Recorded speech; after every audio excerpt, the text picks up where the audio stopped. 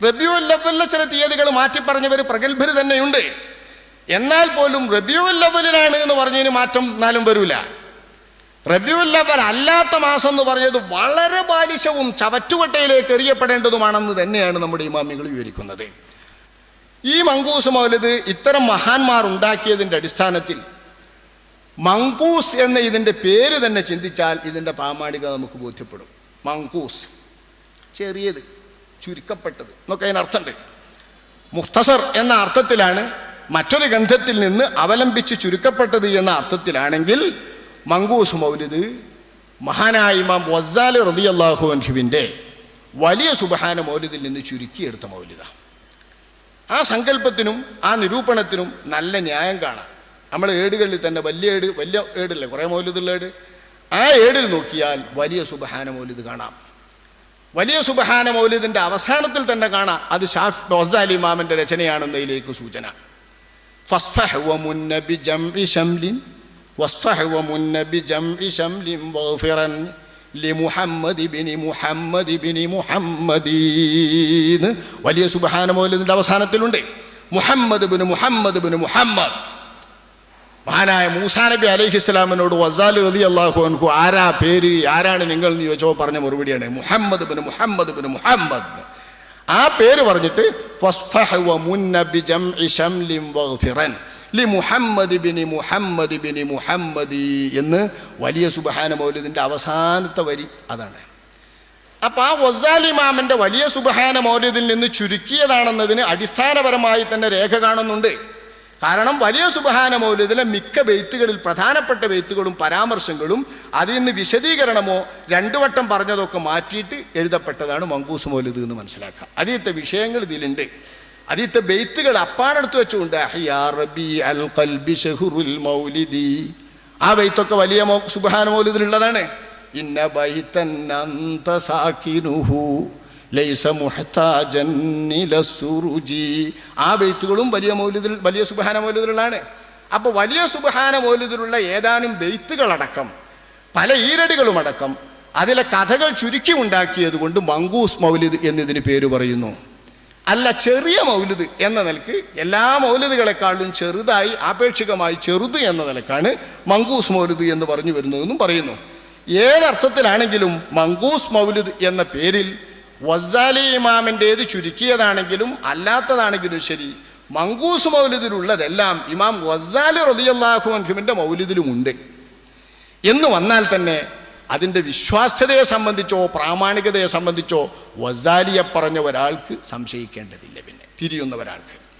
അപ്പം ഇമാം സൈനുദ്ദീൻ മഖ്ദൂം തങ്ങളവർകൾ ഉണ്ടാക്കിയ മഹാസുന്ദരമായ മൗലിദിൽ കർത്താവിൻ്റെ പേരിൽ എന്നതിൻ്റെ പേരിൽ വാറോല എന്ന് പറയുന്നത് വളരെ അബദ്ധമാണ്. കർത്താവിൻ്റെ പേരില്ലെങ്കിൽ പേര് പഠിച്ചുകൊള്ളുക. മഹാനായ സൈനുദ്ദീൻ മഖ്ദൂം രണ്ടാമനോ സൈനുദ്ദീൻ മഖ്ദൂം ഒന്നാമനോ ആണ് പേര്. ഇമാം ഗസാലി റളിയല്ലാഹു അൻഹുവിൻ്റെ മൗലിദ് ചുരുക്കിയതാണെങ്കിൽ പിന്നെ ഇതിൻ്റെ പ്രാമാണികതയെക്കുറിച്ച് അതിൽ കള്ളച്ചരിത്രങ്ങളുണ്ട് എന്നോ ശിർക്ക് എന്നോ ശിർക്കിൻ്റെ വരികളുണ്ട് എന്നൊക്കെ പറയുന്ന അത്തരം ആരോപണങ്ങൾ പിന്നെ വിഷയത്തിലെടുക്കേ വേണ്ട, പരാമർശമർഹിക്കുന്നേയില്ല. ഇനി അല്ലെങ്കിലും വേണമല്ലോ നമ്മൾ ആലോചിക്കുക എന്ന നിലക്ക് മാത്രം കരുതി നമ്മൾ ചിന്തിക്കാം. ഇവിടെ ഇപ്പോൾ പ്രചണ്ഡമായി മങ്കൂസ് മൗലിദിൻ്റെ കുപ്രചരണം നടത്തുന്നവർ തലക്കെന്ന് തന്നെ ഓതുക. തലക്കെന്ന് ഈ മൗലിദുണ്ട് ഓതിയിട്ട് അതിൻ്റെ ഓരോ വരിക്കും ഇസ്ലാമിക പ്രമാണങ്ങൾക്ക് നിരക്കാത്ത കള്ളക്കഥകളാണ്. ഇസ്ലാമിക പ്രമാണങ്ങൾക്ക് നിരക്കാത്ത കള്ളക്കഥകളാണെന്നതിന് അതിൻ്റെ വരി ഓരോന്നും ഓതിയിട്ട് തുടങ്ങിയിട്ട് ഒന്നാകെ വിവരിച്ചുകൊണ്ട് നടക്കുന്ന ഓരോ വളരെ മോശപ്പെട്ട തരംതാണ രീതിയിലുള്ള വിമർശന പ്രസംഗങ്ങളാണ് ഇവിടെ നടന്നുകൊണ്ടിരിക്കുന്നത്. മിക്കവാറും ആളുകളുടെയൊക്കെ കയ്യിലെത്തുന്ന വിധം ഭരണകൂടത്തിൻ്റെ കൂടി ഒത്താശയോടുകൂടെ അല്ലെങ്കിൽ ഭരണപരമായിട്ടുള്ള ഏതോ ഒരു സങ്കേതത്തിൻ്റെ ഒത്താശയോടുകൂടെ ഇത് കൊണ്ടുപിടിച്ച് പ്രചരിപ്പിക്കപ്പെടുന്നുണ്ട് മങ്കൂസ് മൗലിദിൻ്റെ വിമർശനം. ഇതുകൊണ്ടുകൂടിയാണ് നമ്മുടെ IDF ഈ വിഷയം ഇവിടെ പ്രത്യേകം തിരഞ്ഞെടുക്കാൻ കാരണവും. തലക്കെന്ന് നോക്കി നോക്കി സുബ്ഹാനല്ലദീ അത്ലഅ ഫീ ശഹ്രി റബീഇൽ അവ്വലി ഖമറ നബിയിൽ ഹുദാ وأوجد نوره قبل خلق العالم وسماه محمدا اللهم صل وسلم عليه. നമ്മൾ സാധാരണ മൗലിദ് ഓതല്ലേ, മൗലിദ് ഇപ്പോൾ തല മുതൽ അവസാനം വരെ ഒന്നും ഞാൻ ഓതാൻ പോണില്ലേ, ഞാൻ വിമർശിക്കപ്പെടുന്ന ഏതാണ്ട് ലേസന് പറഞ്ഞാലും ബാക്കിയൊക്കെ നമുക്ക് തീരും. സുബ്ഹാനല്ലദീ അത്ലഅ ഫീ ശഹ്രി റബീഉൽ അവ്വൽ എന്നോടൊന്നും തുടങ്ങും. റബീഉൽ അവ്വൽ മാസത്തിൽ ഇതാ ഉദിപ്പിച്ചിരിക്കുന്നു അല്ലാഹു, അവനത്ര പരിശുദ്ധൻ. ഖബറ നബിയിൽ ഹുദാ, സന്മാർഗത്തിൻ്റെ പ്രവാചകരാകുന്ന ആ തിങ്കളിനെ, ചന്ദ്രനെ. ഓ, അവിടെ തന്നെ പോയി കള്ളക്കഥ. റബീഉൽ അവ്വലിലാകുന്നു നബിയുടെ ജനനം എന്നുള്ളതിന് തന്നെ ചരിത്രപരമായി തെളിവൊന്നുമില്ല. ആരോപണം നോക്കിയത് റബീഉൽ അവ്വലിലാണ് അഷ്റഫുൽ ഖൽഖ് സ്വല്ലല്ലാഹു അലൈഹി വസല്ലമ തങ്ങൾ എന്ന കതിരോൻ അല്ലെങ്കിൽ തിങ്കൾ ഈ ലോകത്ത് ഉദയം ചെയ്തത് എന്നത് പോലും ചോദ്യം ചെയ്യപ്പെടുകയാണ്. ചരിത്രത്തെ പ്രതി ഇങ്ങനെയൊക്കെ ചോദ്യം ചെയ്യാൻ തുടങ്ങിയാൽ, ഇത്തരം നിഷേധ മനസ്ഥിതി ലോകത്ത് വ്യാപിപ്പിക്കാൻ തുടങ്ങിയാൽ എന്തെല്ലാം അനർത്ഥങ്ങൾ അതുകൊണ്ടുണ്ടാവും. നമ്മളെ വാപ്പാരെ പോലും തിരിയാതെ വരും സഹോദരന്മാരെ, അതൊക്കെ വളരെ ശ്രദ്ധിക്കണം. സ്വന്തം പിതാക്കളെ പോലും തിരിയാതൊക്കെ വരും. ഇങ്ങനെയൊക്കെ ചോദ്യം ചെയ്യുന്ന നിഷേധ ബുദ്ധി ഇവിടെ പരത്തരുത്.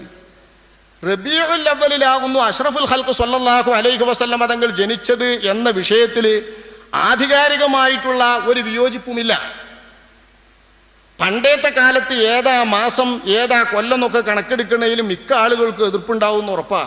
ഇപ്പം നമ്മളൊരു 10-30 വയസ്സായ കുട്ടിൻ്റെ ഉമ്മാനോട് ചോദിച്ചു നോക്കി, ഈ കുട്ടിനെ ഏത് അറബ് മാസത്തിലാണ് പ്രസവിച്ചത്, പറയണ്ടാവില്ല. പലപ്പോഴും പല അഭിപ്രായമായിരിക്കും. 2 സഹോദരിമാർ അവരുടെ മക്കളെ ചൊല്ലി ആ വിഷയത്തിൽ തർക്കിച്ചാൽ ഏതു മാസമാണ് ജന്മം നൽകിയത് എന്ന് തിരിയൂല. നല്ലോണം പഠിച്ചു വെച്ചിട്ടുള്ളവർക്കും തിരിയൂല. കാരണം കാലത്തിനനുസരിച്ച മാറ്റവും വരും, നിശ്ചയിക്കാത്ത രീതിയും വരും, ഉപയോഗമില്ലാത്ത പ്രശ്നവും വരും. ഇങ്ങനെ പല പ്രശ്നങ്ങളാൽ മാസത്തെക്കുറിച്ച് വിഷമുണ്ടാവാറുണ്ട്. അള്ളാഹുവിൻ്റെ റസൂലിൻ്റെ കാലത്ത് ഇതിലേറെ പരിചയമില്ല മാസം നോക്കുന്ന ഇടപാട്. സംഭവങ്ങൾ ആധാരമാക്കി മാത്രമാണ് ചരിത്രങ്ങൾ അവർ രചിക്കുന്നത്, ചരിത്രങ്ങളെ അവർ വിലയിരുത്തുന്നതും. ആമുൽ ഫീൽ, ആനക്കലഹം എന്ന് നോക്കിയിട്ടാണ്.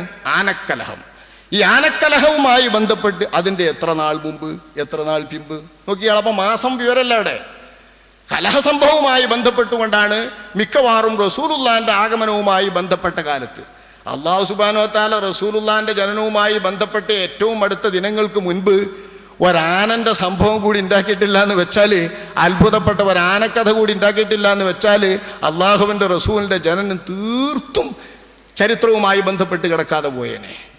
ഇപ്പം അങ്ങനെ വരുന്നില്ല. ഒരാനക്കലഹം നടന്നതിൻ്റെ 50-ാം നാൾ അല്ലേ, പല അഭിപ്രായങ്ങളുണ്ട്.